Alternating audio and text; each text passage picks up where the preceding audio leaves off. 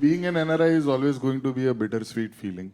કારણ કે તમારે એક સારું standard of living, security, safety જોઈએ છે તમારા માટે અને તમારા પરિવાર માટે, પણ પછી જે આપણા દેશની, આપણા માટીની મજા છે એ તો અલગ જ છે. એટલે એના વચ્ચે જ NRI ઝુંઝવ્યા કરે છે દર વખતે. ઘણા બધા NRI નું હવે ઘર વાપસી થાય છે, 6 મહિના અહીંયા રહીને જાય છે. એટલે ત્યાં પેલો નારંગી બેઠો છે ને એટલે આવે કાઢે. આવું બધું નહીં બોલવાનું. હવે તને બેગ નો તારી 23 કિલોની બેગ હું જપ્ત કરી લઈશ. એમાં તેલ ભરી લઈશ. 23 કિલોનું તેલ. ગજબ. ગજબ ભાઈ. 23 કિલોનું તેલ.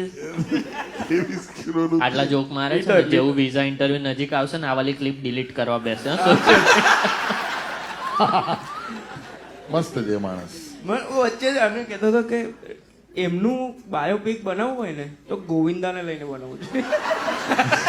વાઇબ સેમ જ છે બેઉની.